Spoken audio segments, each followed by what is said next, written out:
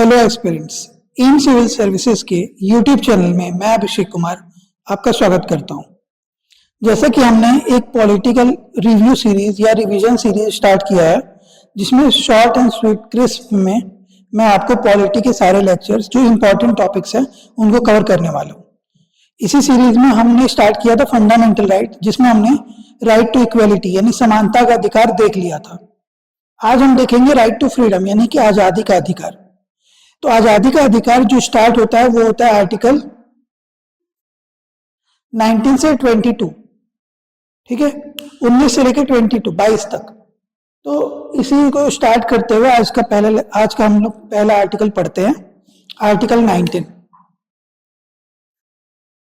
देखिए आर्टिकल 19 में बहुत सारे क्लॉजेस दिए हैं, लेकिन जो हमारे बेसिक राइट्स है, ठीक है, इंडिविजुअल राइट्स, वो किसके लिए दिया हुआ है। तो मैंने आपको बताया था जब सिटीजनशिप पढ़ा रहा था कि हमारे पास टोटल 5 ऐसे अधिकार है जो सिर्फ और सिर्फ सिटीजन को दिए जाते हैं। फंडामेंटल राइट की बात कर रहा हूँ, मौलिक अधिकार।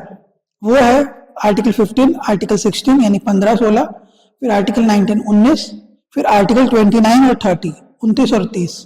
तो इसी सिलसिले में हम पढ़ रहे हैं अभी आर्टिकल 19, यानी ये किसको मिलता है, सिर्फ सिटीजन ऑफ इंडिया, ठीक है। अब सिटीजन्स को क्या मिलेगा, तो देखिए इसको याद करने का एक अच्छा तरीका है, ओरिजिनल कॉन्स्टिट्यूशन में 7 अधिकार मिलते थे, ठीक है। तो क्लॉज 1 के अंदर 7 अधिकार थे, पर इन 7 अधिकारों में एक अधिकार, ठीक है, वो समाप्त हो चुका है 44वें संविधान संशोधन के बाद, यानी 44th अमेंडमेंट के बाद। तो जो क्लॉज 1 है उसमें टोटल 7 अधिकार थे। 7 अधिकार में से एक अधिकार यानी क्लॉज F जो है ना, 1 का क्लॉज F जो है वो समाप्त हो चुका है। अब वो फंडामेंटल राइट ना रह के अब बन चुका है मौलिक अधिकार से हट के लीगल राइट, ठीक है, विधिक अधिकार, जिसको हम जानते हैं आर्टिकल 300A में, 300A में, जिसे हम बोलते हैं राइट टू प्रॉपर्टी। तो प्रॉपर्टी राइट का यानी कि संपत्ति का अधिकार में क्या होता है, संपत्ति एक्वायर करना भी होता है। तो वो जो क्लॉज F था वो एक्वायर या होल्ड करना अपनी संपत्ति को, मतलब जमीन को अपने अधीन करना या उसके ऊपर कब्जा करना। कब्जा मतलब ऑफिशियल ना, लीगल, इसका यह मतलब नहीं है कि आप इलीगली किसी पे कब्जा कर रहे हैं। तो लीगल पोजीशन कि मैंने एक जमीन खरीदा, ठीक है, ये उसको होल्ड कर रहा है अपने फैमिली दर फैमिली। तो ये सब चीजें किसमें आती थी, राइट टू प्रॉपर्टी में। तो प्रॉपर्टी में ही राइट टू फ्रीडम था ना मेरा, कि मैं किस जमीन को अपने पास रखना चाहता हूँ, किसको बेचना चाहता हूँ, ये चीजें आती थी क्लॉज F में। तो याद रखिए total A, B, C, D, E, F और G थे, जिसमें से F जो है 44th कॉन्स्टिट्यूशनल अमेंडमेंट के कारण रिपील हो चुका है। मैंने आपको बताया था रिपील का मतलब क्या होता है। रिपील का मतलब होता है पूरी तरह से वहां से मिटा दिया जाता है, ठीक है। और नल एंड वॉइड का भी मतलब मैंने आपको बताया था। नल एंड वॉइड होना मतलब होता है कि वो चीज वहां पे लिखी जरूर है, पर वो जब भी इस्तेमाल की जाएगी ना, तो वो उसको हम खत्म कर देंगे, मतलब उस समय हम उसको यूज नहीं कर पाएंगे। यानी एग्जांपल दिया था कि आपके पर्स में कुछ पैसे हैं मगर आप उसका इस्तेमाल कभी नहीं कर सकते हैं, ये उस तरह का सिचुएशन है। यानी मान लीजिए आपके पर्स में अगर 1000 का नोट है, तो नोट तो है 1000 का, लेकिन क्या वो अब इस्तेमाल हो सकता है, नहीं हो सकता है ना। तो वही चीज है यहाँ पे। चलिए जानते हैं क्लॉज ए से लेके क्लॉज जी तक F छोड़ दिया जाए। तो इसको याद रखने का एक बहुत अच्छा तरीका मुझे जो आता है मैं बताता हूं आपको। देखिए सबसे पहले अगर आपको कोई चीज याद करना है तो इसको अपने साथ जोड़िए। तो एक काम करते हैं कि एग्जाम्पल लेते हैं। सबसे पहला दिन आपका स्कूल का, ठीक है, उसको लेते हैं, कंसिडर करते हैं। तो सबसे पहले दिन, क्योंकि आपके लिए सब लोग नए हैं, तो आप सबसे दोस्ती कैसे बनाएंगे, ठीक है, बात करके, ठीक है, डायलॉग्स के थ्रू, ठीक। उसके साथ साथ क्या करिएगा, अपने अभिव्यक्ति, जैसे मैं अभी आपसे बात कर रहा हूं तो मेरे कुछ हैंड मूवमेंट्स हैं, ठीक है, मेरे कुछ आई मूवमेंट है, मेरा जो बॉडी टेक्सचर है, तो ये एक्सप्रेशन है ना, मैं एक्सप्रेस कर रहा हूं, अभिव्यक्ति कर रहा हूं। तो जो पहला आर्टिकल क्लॉज 1 होगा वो होगा स्पीच एंड एक्सप्रेशन, ठीक है, यानी कि बोलना और उसके साथ अभिव्यक्ति, स्पीच और अभिव्यक्ति। दूसरा, जब आपने स्पीच देख लिया कि बात कर लिया, ठीक है, आए तो आपसे लोग नाम पूछते हैं ना, क्या भाई तुम्हारा नाम क्या है, तो इस तरह की बातें होती है, हो गई। उसके बाद आप जब स्कूल में आते हैं तो सबसे पहले क्या होता है, असेंबली होती है ना, आप जाके प्रेयर वगैरह करते हैं। तो फिर यहाँ पे असेंबल होंगे लोग, ठीक है, एवेंजर्स असेंबल, ठीक, फिर असेंबली के बाद क्या होगा? असेंबली के बाद होगा एसोसिएशन। जब वहां से वापस आते हैं तो फिर आपको जिन लोगों से बात करके अच्छा लगा होगा उनके साथ आप दोस्ती करेंगे ना, उनके साथ ग्रुप बनाएंगे, तो एसोसिएशन करेंगे। जो एसोसिएशन कर लिए, ठीक है, तो उनके साथ आप घूमना फिरना करेंगे, कभी कॉरिडोर में घूम रहा है, कभी स्पोर्ट्स लंच के टाइम में कहीं घूम रहा है, ठीक है, या स्पोर्ट्स के टाइम में स्पोर्ट्स खेलने के लिए ग्राउंड पे जा रहा है, तो आप ग्रुप बना के खेल रहे हैं, यानी आप क्या कर रहे हैं? मूवमेंट कर रहे हैं।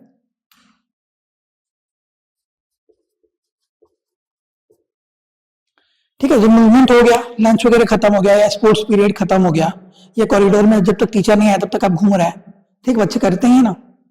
तो मूवमेंट के बाद क्या होता है कि जब टीचर आ जाता है या क्लास होती है तो आप क्या करिएगा? कहीं पे सेटल होके बैठिएगा अपने टेबल चेयर पे, डेस्क पे, ठीक है, या चेयर, तो फिर आप क्या कर रहे हैं? वहां पे सेटल हो रहे हैं या रिसाइड कर रहे हैं, ठीक है। फिर उसके बाद कुछ आपकी पोजीशंस होंगी, प्रॉपर्टीज होता था, जैसे पेन, कॉपी, किताब आप वो निकालते थे, तो यहाँ राइट टू प्रॉपर्टी था, ठीक है, लेकिन अब वो खत्म हो चुका है एक्वायर करने की बात, ये यहाँ पे खत्म हो गया। फिर आता है, जब ये सब आप कर लिए तो पढ़ने के बाद आप एक्चुअल में क्या करना चाहते हैं? ऑक्यूपेशन करना चाहते हैं ना, कभी जॉब करना चाहते हैं या उसे कहीं यूटिलाइज करना चाहते हैं, ये सब जो चीज आप किए, तो लास्ट में आता है ऑक्यूपेशन। तो ये था टोटल 7 राइट्स, जिसमें से एक राइट रिपील हो गया, तो अब हमारे पास टोटल 6 राइट। उम्मीद करता हूं आपको ये तरीका समझ आया होगा। इस तरीके आप अपने हिसाब से कोई भी तरीका इस्तेमाल कर सकते हैं, जरूरी नहीं है कि जो मैं बता रहा हूं वही आपको याद रखना हो, आप चाहे तो कुछ नया तरीका अपने हिसाब से भी याद रख सकते हैं, पर उम्मीद करता हूं कि जो मैंने बताया वो उससे आपको समझ आ गया होगा, रिलेट कर पाए होंगे।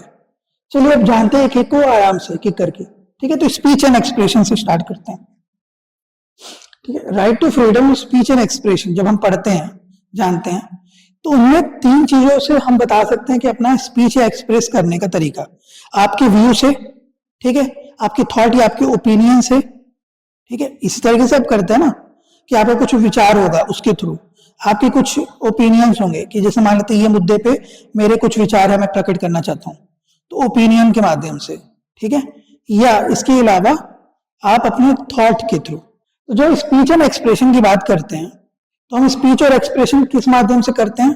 तो देखिए, सबसे पहले तो आप अपने व्यू से करेंगे, ठीक है, यानी अगर स्पीच एंड एक्सप्रेशन की बात की जाए कि आप कैसे अभिव्यक्त करेंगे या कैसे आप कुछ बोलते हैं, तो सबसे पहले आपका कुछ विचार होता है तो उसको अभिव्यक्त करते हैं या बोलते हैं, कुछ आपके वो ओपिनियंस होते हैं, थॉट्स होते हैं कि हाँ ये मुद्दे पे मेरा विचार ये है, व्यक्त करना, बिलीव, आपके कुछ विश्वास होते हैं, और किसी चीज पे आप अडिग होते हैं, कन्विक्शन होता है आपको कि हाँ मैंने अगर ये बोल दिया कि सूरज अगर पूरब से उगता है तो सही है, ये कन्विक्शन के साथ मैं बोल रहा हूं, तो इन चीजों को आप क्या बोलते हैं? अपनी अभिव्यक्ति या स्पीच। पर इनको आप करते कैसे हैं? ठीक है, तो इनको आप कैसे करिएगा? माउथ से बोल के, ठीक है, जैसे मैं अभी बोल रहा हूं तो मैं अपनी अभिव्यक्ति कर रहा हूं ना, अपने विचार प्रकट कर रहा हूं, तो ये माउथ के थ्रू। इसके अलावा राइटिंग से लिख के, अभी लिख लिख के बता रहा हूं मैं आपको। इसके बाद क्या होगा कि आप राइटिंग के साथ साथ क्या करते हैं, कहीं पे कोई पिक्चर बना के या डायग्राम के थ्रू,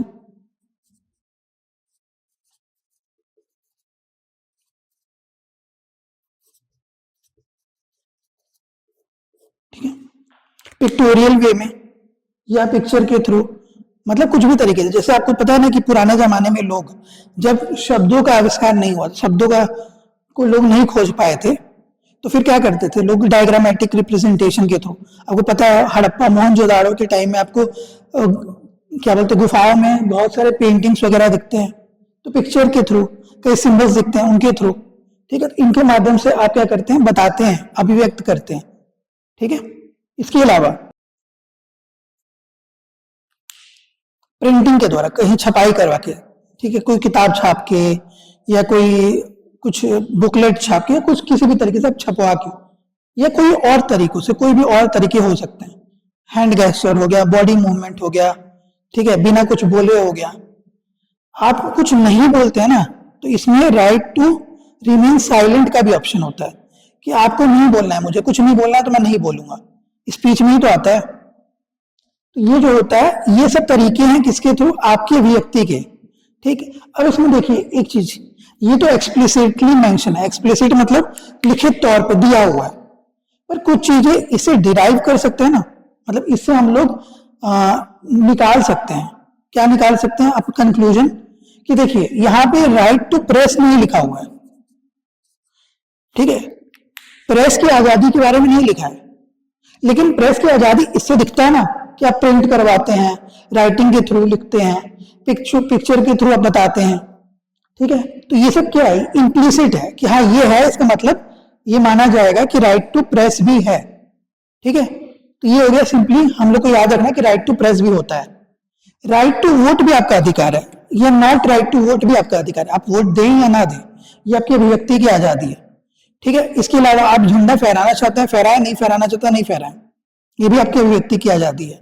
आप नेशनल एंथम पे खड़े होना चाहते हैं, नहीं होना चाहते हैं नहीं हो, ठीक है। मतलब आप जो करना चाहते हैं ये सब चीजें हैं, लेकिन इनके साथ कुछ रिस्ट्रिक्शंस होते हैं, ठीक है।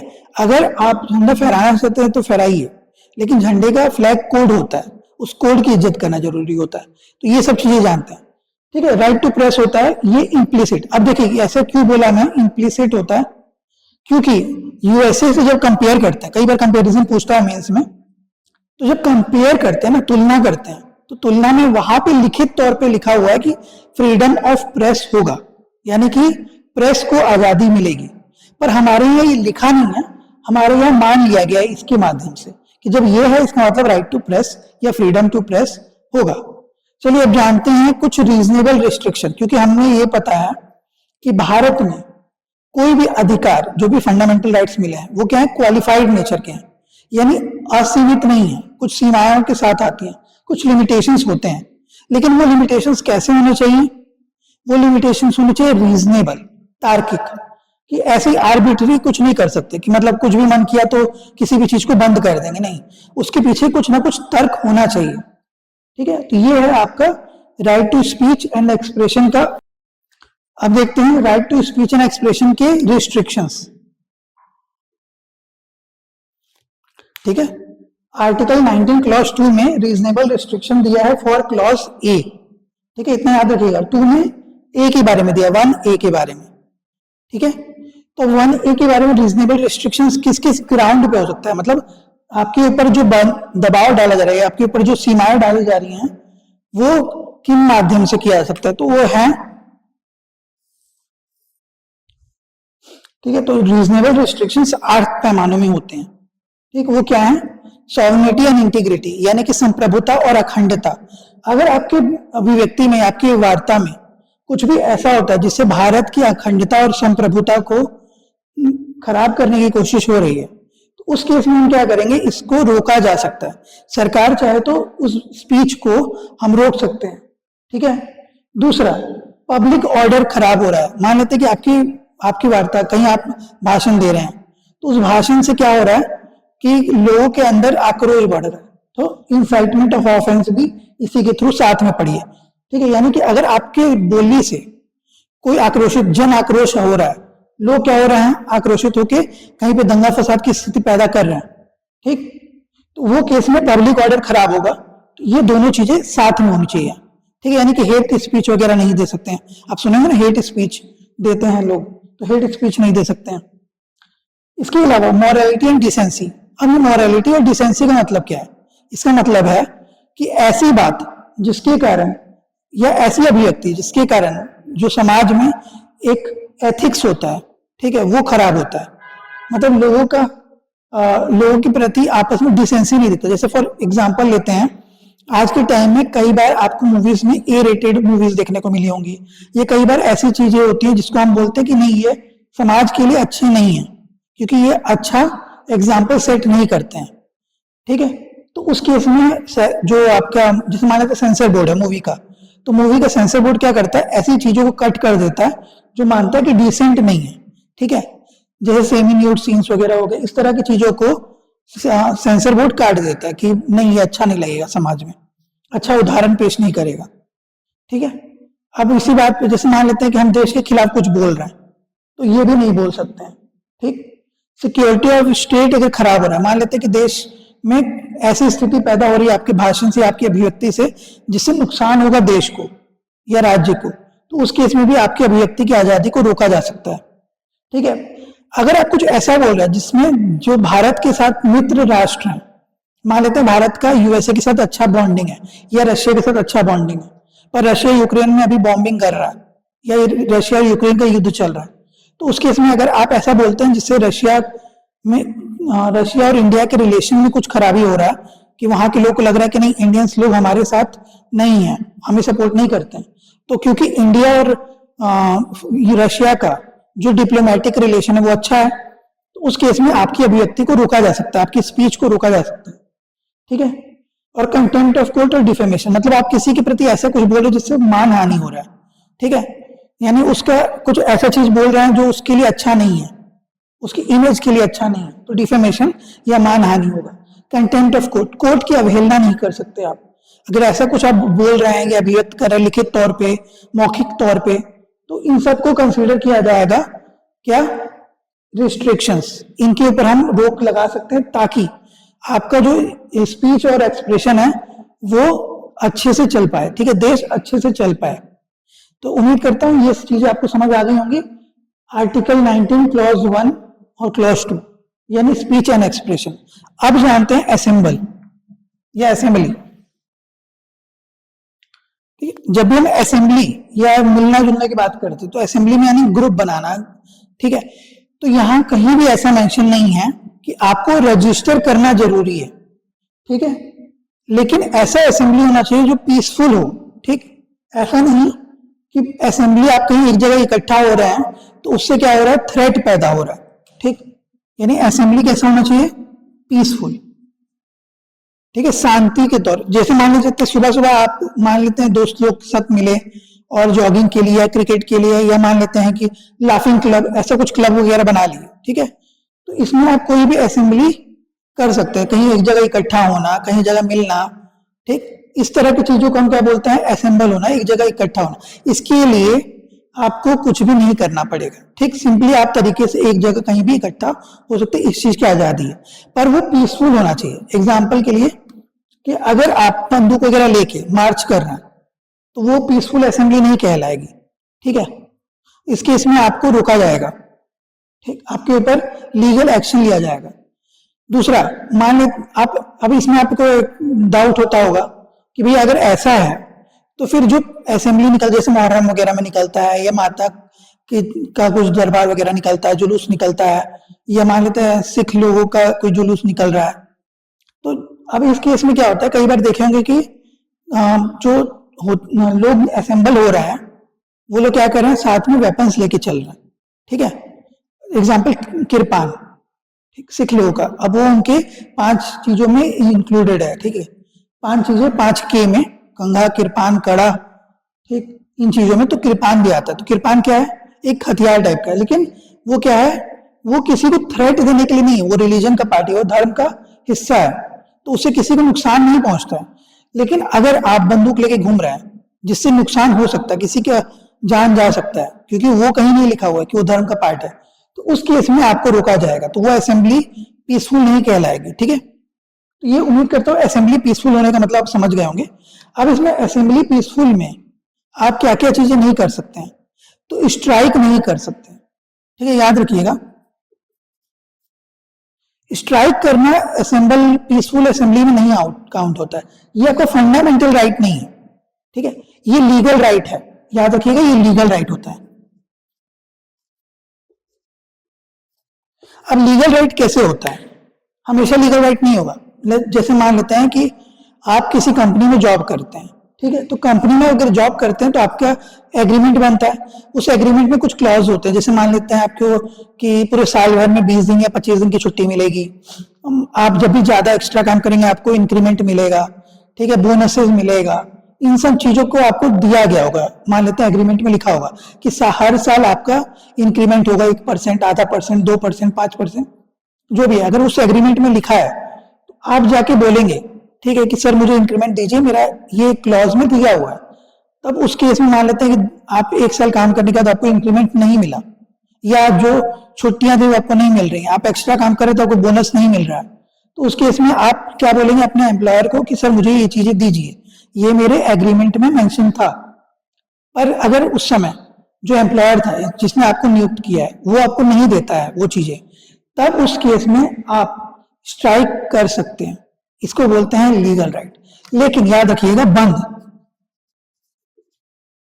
ठीक है, भारत बंद हो गया, राज्य बंद हो गया, इस तरह के जो बंद का आह्वान होता है ये कोई भी राइट नहीं होता है, ठीक है, ये बिल्कुल गलत है, इसको नहीं माना जाता है। बंद करने का अधिकार कहीं भी नहीं दिया, ना फंडामेंटल राइट में है ना लीगल राइट में है, लेकिन स्ट्राइक करने का अधिकार है, लीगल राइट है, ठीक है। उम्मीद करता हूं ये समझ गए होंगे पीसफुल असेंबली और स्ट्राइक वगैरह के बारे में। अब जानते हैं हम इसके रीजनेबल रिस्ट्रिक्शन। तब इसमें रीजनेबल रिस्ट्रिक्शन जो है, ठीक है, रीजनेबल रिस्ट्रिक्शन इसमें दो ही चीजों में लगता है। अगर आप देश की अखंडता और संप्रभुता को खराबी करेंगे असेंबल होके, यानी जैसे मैंने बताया आपको कि अगर आप वेपन लेके घूम चल दिए, मार्च कर दिए, तो ये गलत होगा। मान लेते हैं कि आप धरने पर बैठे हैं मगर वो धरने का जगह आपको नहीं सुनिश्चित किया गया, तो ये धरना आपका अलाउड है, फंडामेंटल राइट है। रैली करना अलाउड होता है, ठीक है, ये सब चीजें आपके अलाउड होती हैं असेंबली में। पर मान लेते हैं कि आपको धरने का स्पेस दिया हुआ है, जिसके जंतर मंतर एक जगह दिया हुआ है, आप वहां ना करके आप कूच करके पहुंच गए पार्लियामेंट और मेन रोड आपने जाम कर दिया, तो उस केस में क्या होगा, पब्लिक ऑर्डर मेंटेन नहीं हो पा रहा है, तो ये आपका फंडामेंटल राइट नहीं है, ठीक है। उस समय वो फंडामेंटल राइट का काउंट नहीं होगा, वो आपको फिर रोका जाएगा उसके ऊपर। जैसे आपको पता है कि कुछ समय पहले किसान आंदोलन हुआ था, तो किसान आंदोलन में बहुत ज्यादा पब्लिक ऑर्डर डिसआर्म हुआ था, ठीक है, तो इस सब चीजों पे रोक लगाई जा सकती है, ठीक है। चाहे तो सरकार कोई भी मेथड यूज करके उसको रोक सकती है, ठीक। तब उस समय आप ये नहीं बोल सकते कि मेरा फंडामेंटल राइट है। फंडामेंटल राइट तब तक होगा जब तक किसी और को परेशानी ना हो, इतना याद रखिएगा। तो ये चीजें हो गई आपके रीजनेबल रिस्ट्रिक्शन असेंबली में। अब जानते हैं एसोसिएशन, ठीक है। तो जब एसोसिएशन की बात करते हैं तो इसमें जो 97वां अमेंडमेंट हुआ उसमें कोऑपरेटिव सोसाइटी को जोड़ दिया गया, यानी अब एसोसिएशन में यूनियन, ठीक है, ट्रेड मतलब ट्रेड यूनियन बनाना या कोई नॉर्मल यूनियन बनाना या कोई और तरीके का ग्रुप बनाना, ये सब अलाउड है। इसके साथ ही एक और चीज जुड़ गया, ठीक है, कोऑपरेटिव सोसाइटी यानी सहकारी संस्थान। तो ये कैसे बनेगा, किससे बना था, 97th CAA यानी कॉन्स्टिट्यूशनल अमेंडमेंट एक्ट से, ठीक है। यहाँ से ये वो सिटीजनशिप अमेंडमेंट एक्ट नहीं है, कॉन्स्टिट्यूशनल अमेंडमेंट एक्ट की बात कर रहा हूँ ना, संशोधन, संविधान संशोधन से 97th, ठीक है। तो क्या था, ये एसोसिएशन बनाने का अधिकार। अब एसोसिएशन कैसा होना चाहिए, तो लीगल एसोसिएशन होना चाहिए, ठीक है। अगर आप कोई भी विधिक तौर पर नॉर्मल काम कर रहे हैं, जनरल काम कर रहे हैं, तब तक वो एसोसिएशन सही कहलाएगा, अन्यथा वो एसोसिएशन भंग किया जा सकता है। एग्जाम्पल के लिए ले लीजिए कि अगर आपको कल को मन किया कि आप ड्रग कार्टेल का ग्रुप बना रहे हैं, ठीक है, कहीं मनी हाइस्ट करने के लिए यानी कि डकैती वकैती डालने के लिए ग्रुप बना रहे हैं, ठीक, तो ये सब चीजें इलीगल है, तो ये आपका एसोसिएशन में काउंट नहीं होगा। हाँ, लेकिन इसका ये भी मतलब है कि एसोसिएशन बनाने के अधिकार में आपको पंजीयन या रजिस्ट्रेशन करवाने की आवश्यकता नहीं होती है। आप कोई भी एसोसिएशन बना सकते हैं, लाफिंग क्लब बना सकते हैं, हैप्पी क्लब बना सकते हैं, स्पोर्ट्स क्लब बना सकते हैं, कोई जनरल वेला क्लब, ठीक है। आपने साउथ की मूवी देखी होगी अगर, ठीक, तो उसमें एक मूवी था जिसमें वेला लोग का ग्रुप बनता है, ठीक, तो वो उस तरह का कोई भी आप ग्रुप बना सकते हैं जब तक वो लीगल हो, कुछ भी चीजें खराब ना कर रहा हो, ठीक है। यानी कि आप आतंकवादी संगठन नहीं बना सकते, ठीक, या फिर आप कोई ऐसे संगठन नहीं बना सकते जिससे देश को नुकसान हो, सिक्योरिटी थ्रेट हो, ठीक है, ये सारी चीजें। तो एसोसिएशन में सिंपल चीजें याद रखिएगा, union, trade, cooperative society, groups, कुछ भी बना सकते हैं, रजिस्ट्रेशन करवाने की जरूरत नहीं है, लीगल होना चाहिए, बस इतना याद रखिएगा, लीगल होना चाहिए। अब जानते हैं इससे कुछ रीजनेबल रिस्ट्रिक्शन की, एसोसिएशन बनाने में भी कुछ चीजें रोकी जा सकती हैं, वो क्या है, ठीक है। अब एसोसिएशन आप बनाना चाहते हैं तो एसोसिएशन के ऊपर रीजनेबल रिस्ट्रिक्शन लगता है। इन तीन चीजों के कारण एसोसिएशन यानी कोई कंपनी बना रहे हैं आप या कोई फर्म बना रहे हैं, कोई ग्रुप बना रहे हैं, कुछ भी बना रहे हैं, तो वो अगर पब्लिक ऑर्डर डिसहार्म कर रहा है, ठीक है, यानी अगर आप ऐसा कोई ग्रुप बना रहे हैं जो लोग से हफ्ता वसूली कर रहा है तो पब्लिक ऑर्डर खराब होगा। आप कुछ ऐसा ग्रुप बना रहे हैं जिसमें मान लेते हैं कि लोग, जैसे आपको पता है कि कई बार आपको ये न्यूज में आते रहता ना कि कुछ दल होते हैं, कुछ ऑर्गेनाइजेशन होती हैं जो मॉरल पुलिसिंग करती है, ठीक है, तो वो गलत है। मॉरलिटी के थ्रू नहीं कर सकते आप ऐसा कोई ग्रुप नहीं बना सकते जिससे किसी और के घूमने फिरने की आजादी आपको छीनने का अधिकार हो, ठीक है। जैसे सुना होगा ना कि 14 फरवरी 14 फरवरी को जब कई बार लोग वैलेंटाइन डे पे पार्क में घूम रहे होते हैं तो कुछ ग्रुप्स बनते हैं जो उनको शादी वगैरह करवा देते हैं, तो ये मॉरलिटी वाले केस में आता है। आप वैसा नहीं कर सकते। सॉवरेनिटी एंड इंटीग्रिटी, अगर आप देश की अखंडता और संप्रभुता को खराब करने की कोशिश करेंगे, ऐसा कोई दल बनाएंगे, ऐसा कोई एसोसिएशन बनाएंगे जिसे सॉवरेनिटी एंड इंटीग्रिटी खराब हो रही है देश की, मतलब अखंडता और संप्रभुता, तो उस केस में भी आपके ऊपर कार्रवाई होगी और आपको वो एसोसिएशन बनाने से रोका जाएगा। ये था पार्ट सी 1 का, मतलब 19 क्लॉज 1 क्लॉज सी, एसोसिएशन बनाने का पावर एंड उसके रिस्ट्रिक्शंस। अब जानते हैं, ठीक, मूवमेंट। जब मूवमेंट की बात करते हैं तो मूवमेंट में आपको कहीं भी पूरे भारत में कहीं भी घूमने की आजादी है, पर कुछ लिमिटेशंस होते हैं कि कुछ जगहों पे आपको आजादी नहीं मिलेगी, ठीक है। तो मूवमेंट आप पूरे भारत में कहीं भी कर सकते हो, ऑल ओवर इंडिया में, ठीक है। ये इंडिया मतलब क्या है, सिर्फ टेरिटरी ऑफ इंडिया में ना, with in the territory of India, ये याद रखिएगा। यानी भारत के क्षेत्र, जहां तक हमने आर्टिकल 1 में जो देखा था कि जहां पे भारत का क्षेत्र है, सीमा है जो भारत की, उसी के अंदर आप घूम सकते हैं। यह है आर्टिकल 19 क्लॉज 1D, ठीक है। लेकिन अगर आप इस हिसाब से देखें तो क्या बाहर आपको घूमने की आजादी नहीं है? बिल्कुल है, लेकिन वो आर्टिकल 21 में आता है कि आप भारत से बाहर जाके वापस भारत में आ सकते हैं। कल को मान लेते हैं कि आपको फॉरेन टूर करने का मन किया, तो वो आपकी अभिव्यक्ति की आजादी में ना आके वो आपका जीवन का अधिकार, यानी आर्टिकल 21 में राइट टू लाइफ में आएगा। ये केस कब आया था? ये केस आया था जब पासपोर्ट केस हुआ था, मनेका गांधी केस, वो मैं आपको आगे बता दूंगा। तो मनेका गांधी केस में आर्टिकल 21 में दिया हुआ है कि right to movement in foreign places and come back to India, मतलब बाहर जाइए और वापस आइए। लेकिन यहाँ पे क्या बोल रहा है कि पूरे भारत में, जैसे मैं अभी, हम लोग छत्तीसगढ़ में, ठीक है, मैं अभी छत्तीसगढ़ में रायपुर में पढ़ा रहा हूँ, तो मैं कल को चाहूँ तो बिहार जा सकता हूँ, यूपी जा सकता हूँ, झारखंड जा सकता हूँ, जम्मू कश्मीर जा सकता हूँ, कन्याकुमारी तमिलनाडु जा सकता हूँ, गुजरात जा सकता हूँ, नागालैंड, ठीक है, मणिपुर, कहीं भी जा सकता हूँ, पूरे भारत में कहीं भी घूम सकता हूँ। ये कहता है आर्टिकल 1D। ई बोलता है सेटल या रिसाइड, ठीक है, आप कहीं भी बस सकते हैं, ठीक है, ऐसा जरूरी नहीं कि आप जिस जगह पे रहते हैं वहीं पे।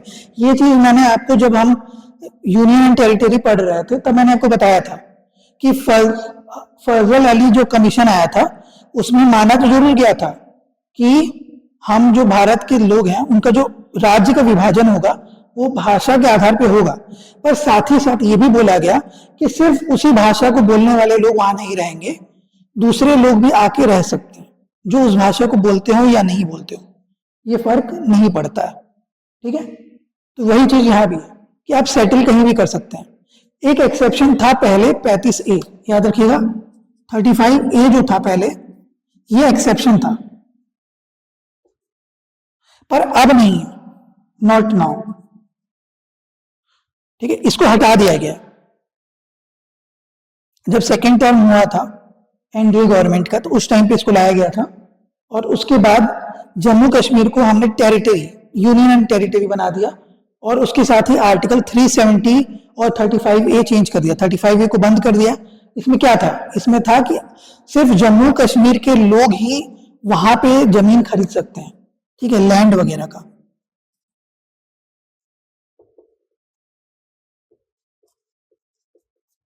जम्मू एंड कश्मीर में लैंड एक्वायर का पावर 35A में दिया था, पर अब इसे बंद कर दिया गया। पूरे भारत से कहीं भी आप, चाहे आप जम्मू कश्मीर के रहने वाले हो या नहीं हो, आप चाहें तो कल को जम्मू कश्मीर में जाके जमीन खरीद सकते हैं। ये था आर्टिकल 19 क्लॉज 1E का एक एक्सेप्शन पहले, अब नहीं, ठीक है। अब जानते हैं कुछ रिस्ट्रिक्शंस, दोनों के सेम रिस्ट्रिक्शंस होते हैं, क्योंकि देखिए मूवमेंट और सेटलमेंट लगभग सिमिलर कॉन्सेप्ट है। आप कहीं घूमने गए और वहां बस गए, तो आपको कहीं बसने के लिए कहीं जाना तो पड़ेगा ना, तो इसलिए ऑलमोस्ट सिमिलर कॉन्सेप्ट है, इसीलिए रिस्ट्रिक्शंस भी सेम है, एक ही जैसे रिस्ट्रिक्शन, एक ही जैसे इनके ऊपर सीमाएं लगती हैं। तो इसमें रीजनेबल रेस्ट्रिक्शन दो कारण से होता है, या तो इंटरेस्ट ऑफ जनरल पब्लिक, तो इसमें रीजनेबल रेस्ट्रिक्शन है, ठीक है।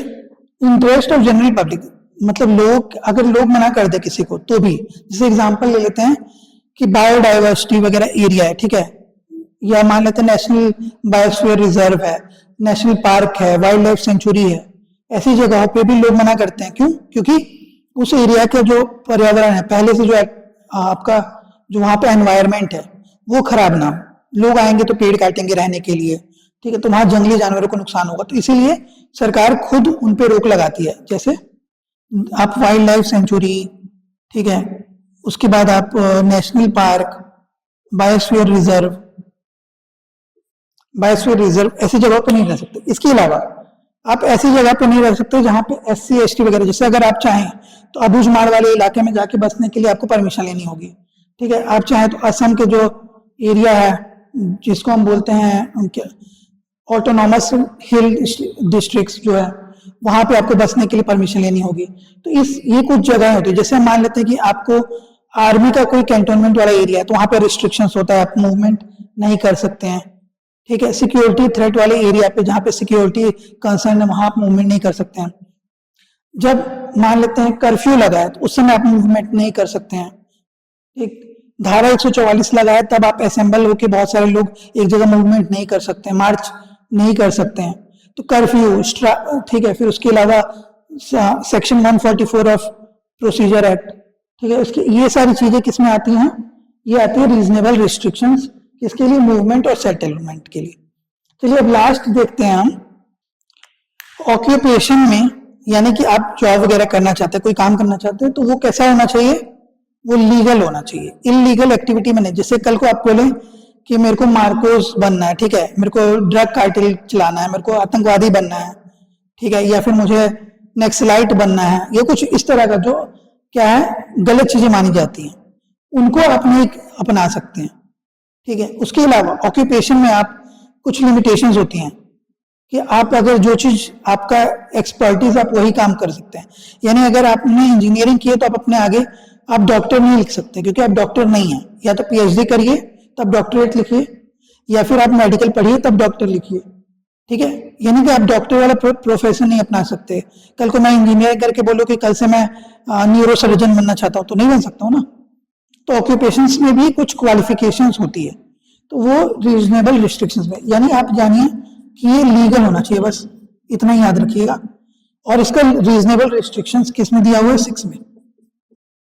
तो जो इसका रीजनेबल रिस्ट्रिक्शंस है, ठीक है, तो इसमें रीजनेबल रिस्ट्रिक्शंस क्या होगा? वैसे तो जनरली वो 6 में सिर्फ और सिर्फ लिखा हुआ जनरल इंटरेस्ट पे काम नहीं करना चाहिए, ठीक है,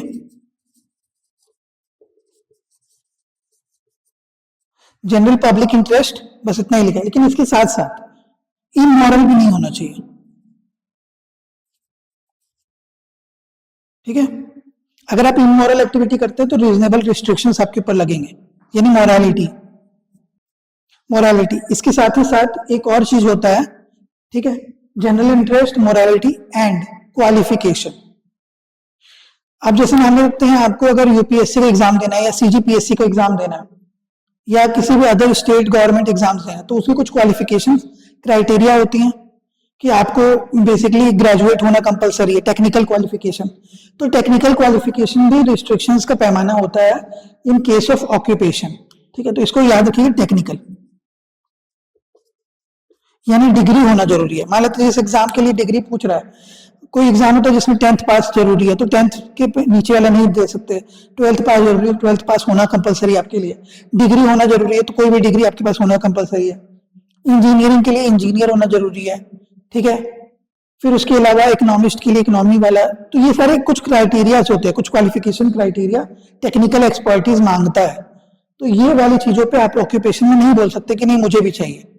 मान लेते हैं कि आपको इंडियन फॉरेस्ट सर्विस करना है लेकिन आपने साइंस बैकग्राउंड है ही नहीं आपका, तो आप फॉर्म नहीं भर सकते हैं, ठीक है। तो उम्मीद करता हूं आपको ये सारी चीजें समझ आ गई होंगी। ये था हमारा आर्टिकल 19। अब क्योंकि ये आर्टिकल 19 से कई बार क्वेश्चन पूछा है, कई बार इसको समझने में दिक्कत होता है, इसीलिए ये जो लेक्चर था एक सिंगल लेक्चर में मैंने आर्टिकल 19 को कवर किया है। उम्मीद करता हूँ ये सारी चीज आपको अच्छे से समझ आ गई होंगी। अगले लेक्चर में हम देखेंगे आर्टिकल 20, 21 एंड 22 और 21A भी साथ में देखेंगे। तो अगर आपको ये लेक्चर अच्छा लगा हो तो प्लीज इस लेक्चर को लाइक करें, उन लोगों के साथ शेयर करें जो यूपीएससी, पीएससी या अदर गवर्नमेंट एग्जाम्स की तैयारी कर रहे हो। बेल आइकन दबा दें ताकि आने वाले नोटिफिकेशन आपको मिलते रहे। और अगर आपने अब तक मेरे चैनल को सब्सक्राइब नहीं किया तो प्लीज सब्सक्राइब कर ले। अगर आपको मुझसे मिलना हो, अगर 1-to-1 डाउट सेशन आपको चाहिए तो आप मुझसे कांटेक्ट कर सकते हैं, जो नंबर फ्लैश हो रहे होंगे उन पे सुबह 10 बजे से शाम 7 बजे तक। इसके अलावा अगर आपको मुझसे डायरेक्टली मिलना हो तो हमारे जो एड्रेस आपके सामने मेंशन हो रहा है उस एड्रेस पे भी आप सुबह 10 बजे से शाम 7 बजे तक आके मुझसे मिल सकते हैं। एक और आपके लिए इंफॉर्मेशन है कि जो लोग अगर ये लेक्चर देख के उनको अच्छा लग रहा हो तो इसी तरीके के लेक्चर को और डिटेल में पढ़ना चाहते हो, फ्यूचर में गवर्नमेंट सर्वेंट बनना चाहते हो, चाहे वो यूपीएससी का एग्जाम देके हो, चाहे सीजीपीएससी का एग्जाम देके हो, तो वो हमारे संस्थान के साथ जुड़ सकते हैं। हमारा संस्थान जो एम सिविल सर्विसेज है वो एक नया बैच लॉन्च कर रहा है यूपीएससी के लिए 26 एंड 27 को ध्यान में रख के फरवरी 17 से, और उसका सेकेंड बैच अप्रैल 2 तारीख से स्टार्ट होगा। तो 2 बैचेस आने वाले हैं यूपीएससी के लिए। इसके अलावा सीजीपीएससी के लिए भी 2 बैचेस आने वाले हैं जो फरवरी मिड से यानी सेकेंड वीक ऑफ फरवरी से स्टार्ट होगा 17 के अप्रोक्स। ठीक है, वो भी अगले साल के एग्जाम और उसके अगले साल के एग्जाम को मद्देनजर रखते हुए होगा। तो अगर आप हमारे संस्थान के साथ जुड़ना चाहते हैं, इन डेप्थ तैयारी करना चाहते हो, तो हमारे संस्थान में आपको 13 मंथ का 12 to 13 मंथ का एक पूरा इंटीग्रेटेड कोर्स करवाया जाएगा, जिसमें आपका प्रीलिम्स, मेंस और अगर आप मेंस क्लियर कर लेते तो साथ में इंटरव्यू की प्रिपरेशन भी करवाई जाएगी। आपको बता दूं मैं कि यूपीएससी के लिए हम दिल्ली से बड़े बड़े फैकल्टीज को, अच्छे फैकल्टीज को बुलाएंगे। ठीक है, हमारे साथ संस्थान में जुड़ चुके हैं। और अगर सीजीपीएससी का तैयारी आप चाहते हैं तो सीजीपीएससी के लिए भी हमारे पास अच्छे टीचर्स अवेलेबल है। तो आइए हमारे साथ जुड़िए और अपनी तैयारी को और अच्छा करते हुए आने वाले समय में एक गवर्नमेंट सर्वेंट बन के अपने सपनों को साकार करिए। चलिए कल फिर मिलेंगे अगले लेक्चर में, जिसमें हम पढ़ेंगे फंडामेंटल राइट टू फ्रीडम का अगला पार्ट, यानी 19 के बाद 20, 21, 21A और 22। तो तब तक अपना ख्याल रखिए, अच्छे से पढ़ते रहिए। Take care and have a nice day.